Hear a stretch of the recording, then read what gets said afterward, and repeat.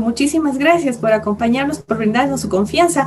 Este es el espacio de Business Coaching School para tratar sobre todo este tipo de temas que nos aportan en el desarrollo corporativo, empresarial, en el talento humano.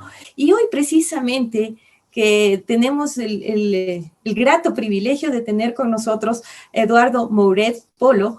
Él tiene 45 años de experiencia, una amplísima experiencia como psicólogo del trabajo y de las organizaciones laborales. Él ahora se encuentra al frente, es gerente de Prodejo. Es una organización mexicana que ha aportado mucho a N cantidad de organizaciones, precisamente en estos procesos de desarrollo, sobre los que siempre vamos a tener mucho que hablar. Pero al momento nos interesa lo que ya habíamos conversado. Bienvenido, Eduardo. Muchísimas gracias a la Casa de Business Coaching School. Muchas gracias a ustedes por invitarme a compartir algunos conceptos. Se habla mucho de liderazgo, pero ¿qué realmente deben y pueden hacer las empresas para desarrollar esa competencia como uno de sus puntales? Eduardo.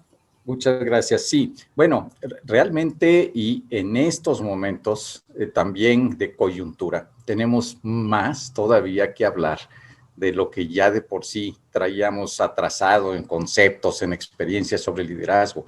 Porque si bien es cierto, la pandemia no es precisamente lo que genera este cambio en los perfiles de los líderes, sino ya lo traíamos de tiempo atrás. Quizá la pandemia vino a presionar y a empujar un poco más para acelerar todos estos cambios.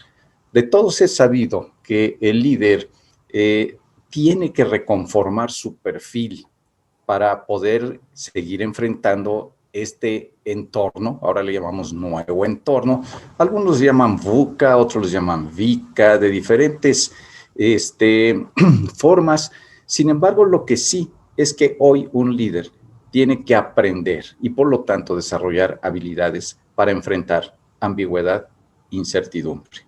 Y una característica especialmente fuerte, ser adaptable, ser flexible y cambiante ante el entorno. Pero la parte de la formación de los líderes también ha dejado desde hace años de ser un aprendizaje exclusivamente de instituciones educativas. También parte ahora mucho de las experiencias y sobre todo de lo que llamamos exposure, es decir, enfrentar situaciones nuevas, diferentes, complejas, para que realmente vaya desarrollando este tipo de actividades. Yo me he dedicado toda mi vida profesional, 45 años exactamente, tú lo mencionaste, a lo que es identificar el potencial para saber qué personas pueden desempeñar de mejor manera puestos de liderazgo. Entonces, tengo esta parte de cómo identificar ese potencial y principalmente a través de una técnica ya muy conocida en el mundo, que es el Assessment Center, para después, con base en esta identificación de perfiles, poder apuntalar, fortalecer el desarrollo de las competencias, principalmente de las que acabo ahora de mencionar. Eduardo, antes de continuar, quisiéramos dar un poquito más de luz sobre el concepto del Assessment Center. ¿Qué significa? Con ¿Qué mucho gusto. involucra? Claro, mi formación básica es de psicólogo, aunque ahora sí como cuando aventamos una piedrita en un lago, ¿verdad? Mi formación inicial es de psicólogo y he ido ampliando esta ola, estas ondas que se hacen, tanto con recursos humanos como desarrollo organizacional principalmente, y bueno, posteriormente ya certificaciones específicas. El caso del Assessment Center es hoy por hoy, a nivel mundial, la mejor práctica en las organizaciones globales para evaluar niveles gerenciales y directivos y con esta técnica identificar potencial de desarrollo.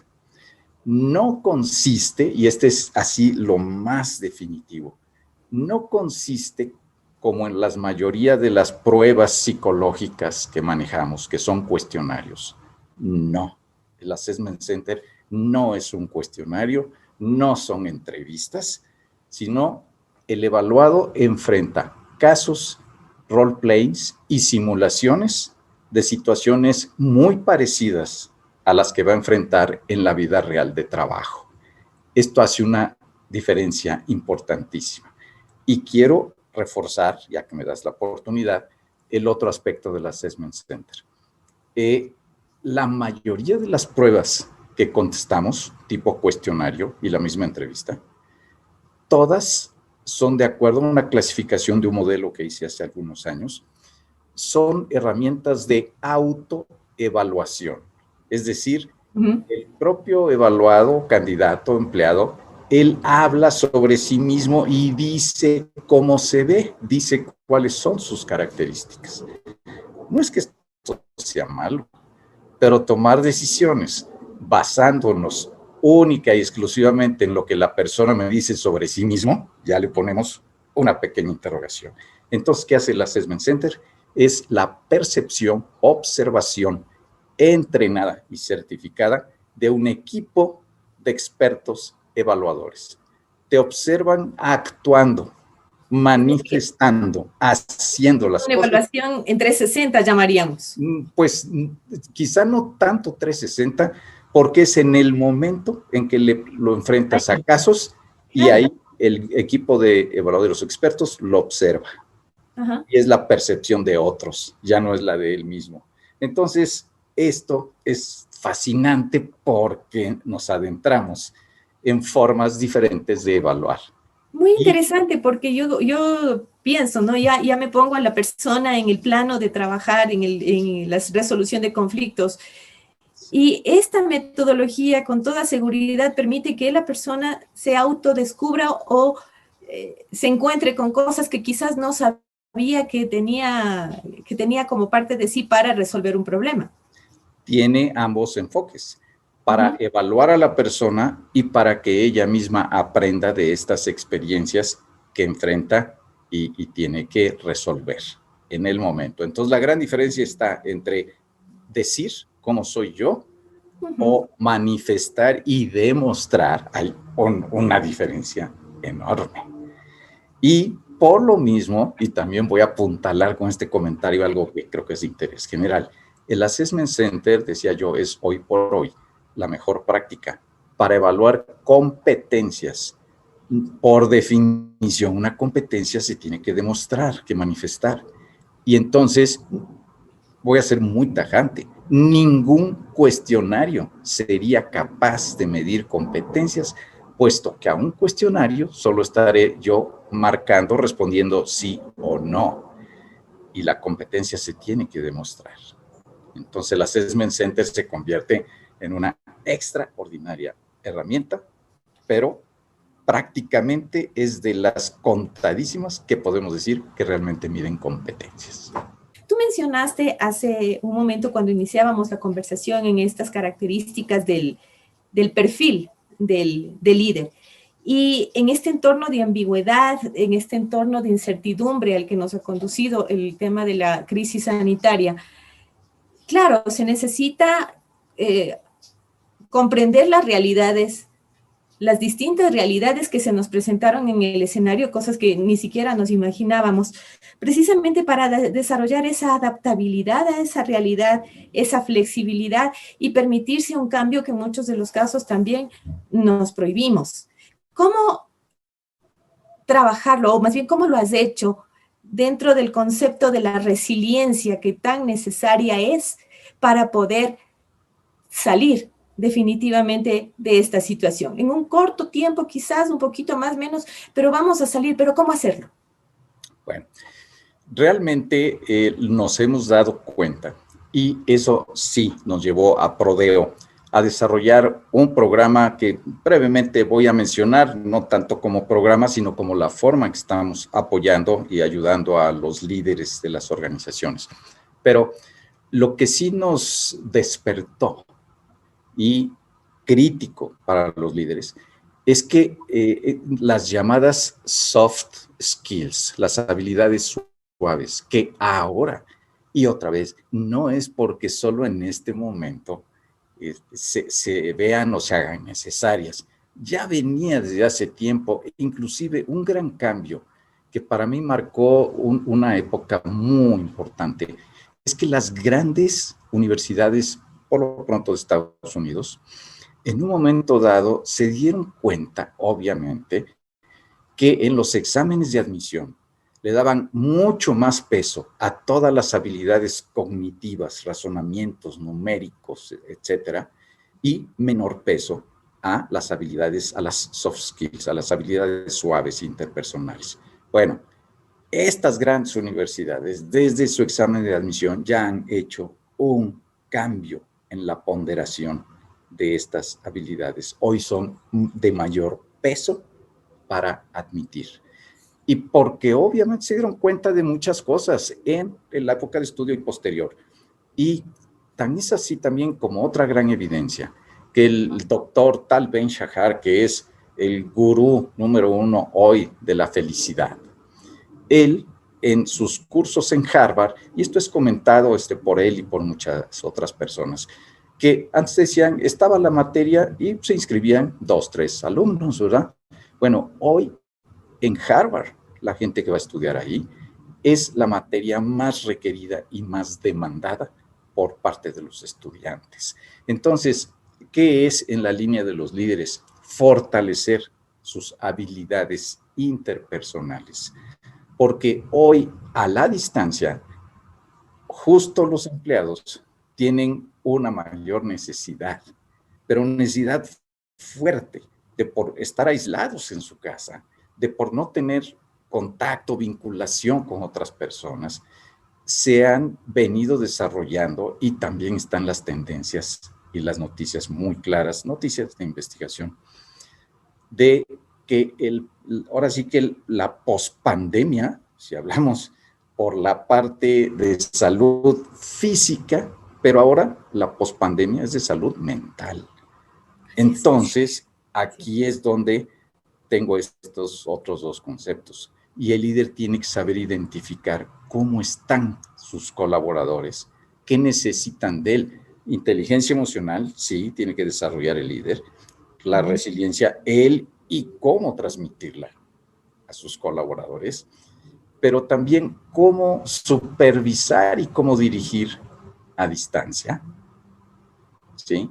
Y el apoyo que necesita su gente. Entonces decía, hay dos grandes programas que estos sí nos dimos a la tarea de diseñar desde el año pasado.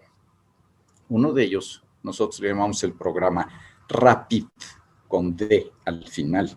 RAPID, porque es una reinserción de los empleados para que sean productivos en el menor tiempo posible. ¿Y de qué consta este programa RAPID? De materias como las que te acabo de mencionar. Necesidad de cambio, inteligencia emocional, resiliencia, salud física, salud mental y liderazgo. Ese es un programa. Pero el otro, que está siendo muy difundido en estos momentos, es apoyo psicológico, ¿sí? Que es como en las empresas, lo ha habido toda la vida, un departamento médico que existe ahí en las fábricas y en las organizaciones. Desde hace mucho tiempo ha sido una idea mía, pero bueno, hoy parece que se puede salir a relucir, que es así como hay un consultorio médico, que exista un consultorio psicológico que dé los primeros auxilios por todo esto que está ocurriendo, para que las personas por lo menos tengan una contención de su problemática. Así es. Tú mencionaste a las soft skills y con esto te vamos a agradecer mucho el que nos hayas dado y nos sigas dando luz en este tema. De las soft skills, ¿cuáles son las más efectivas, las más certeras, las que mayor impacto causen en esa necesidad de lograr que nuestros colaboradores superen de forma rápida estas dificultades? ¿Cuáles? La número 1 es sin duda empatía y escucha, porque no sabemos cómo se siente nuestra gente. Entonces, eso les genera a ellos pues confianza, tranquilidad de que están siendo escuchados y tomados en cuenta. Entonces, quizá la primera. Después, obviamente, yo manejaría la parte de inteligencia emocional que le permita al líder, ¿verdad?, el saber responder ante reacciones o situaciones que quizá no son las normales o a las que estamos acostumbrados. Porque un empleado puede quizá desesperarse, puede a lo mejor gritar, puede presentar comportamientos no usuales, pero el líder, si comprende realmente la situación de su empleado, seguramente lo manejará de una forma diferente. Y todos estamos ahorita expuestos a esto, estamos muy irritables. Y por otro lado, las sobrecargas de trabajo, que nos llevan a otro mega problema, el llamado burnout, ¿verdad? Nos quemamos, ya nos saturamos, ya no podemos más, estamos desgastados. Son otros de los aspectos que el líder tiene también que aprender a manejar, cómo balancear vida, trabajo, etcétera, etcétera. Pero siempre con una gran misión por parte del líder, que es apoyar a sus colaboradores y desarrollarlos de la mejor manera posible. No importa cómo él haya recibido a un colaborador, su gran responsabilidad es siempre llevarlo a mayores niveles de madurez y de crecimiento organizacional. Como resumen, 3 cosas: empatía, escucha e inteligencia emocional, de la palabra de Eduardo Moreira y desde toda su experiencia, por supuesto, comprobada. ¿Para qué? Para que los líderes puedan apoyar a sus colaboradores y llevarlos a ese camino que nos espera hacia el frente, el camino del desarrollo y del crecimiento. Eduardo, infinitas gracias de parte de Business Coaching School. Es la primera vez que estamos así, frente a frente, a través de esta vía, y por supuesto no va a ser la última, porque vamos a continuar apelando a tus aportes y a tu conocimiento que tanto nos habrán dejado en el pensamiento, tantas reflexiones y sobre todo la conciencia de que necesitamos hacer cosas por nuestro propio liderazgo, porque a partir de ese apoyamos a los demás. Muchísimas gracias, Eduardo. Gracias a ustedes por la Parte invitación. de Business Coaching School. Cuando Hasta gusten. la próxima entonces, amigos. Muchas gracias. Esto es Gracias. Business Coaching School. Les esperamos en nuestra próxima entrevista, por cierto, con temas tan interesantes como el que Eduardo nos ha dispuesto.